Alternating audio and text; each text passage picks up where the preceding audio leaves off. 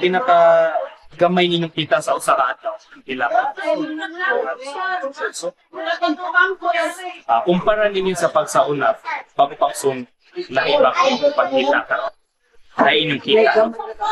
Gamay rin karon.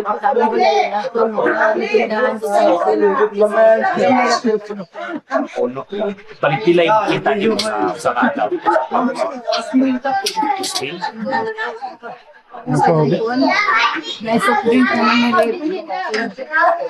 Naman wala namang sumunod.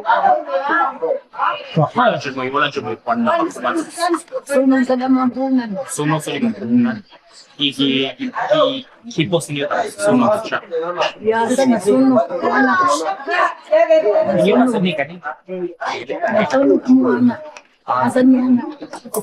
Zero, wala dyan mo na hipos. Pag mata na mo, tayo. Kani, manaog. Wala mo nilak ako halak sa mga po. Hindi ko manaog, kaya manguha pa ko sa mga. They actually had a hard time, evacuating. Because the moment they woke up, that was already when the fire was at its most extreme. They were basically not able to save much. Just their lives. Nakuha sa mong parta ni pagpalitan. Pero nabalik na pa.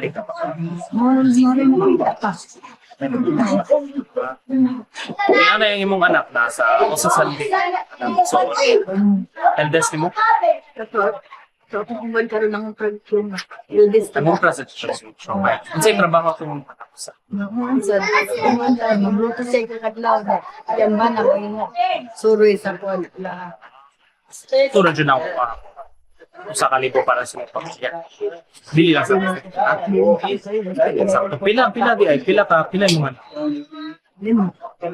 Tapos na sa sila yung mga kapot. So, you might think that 1,000 per day with this business is enough, but she has like 5 children. Some of her children already have children of their own.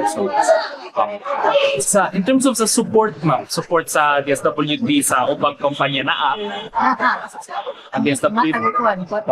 Kwarta na balay. Ako nagmahapot pero wala pa na dapat. Ngayon may dagan noodles, dagan bugas, dagan canned Salamat.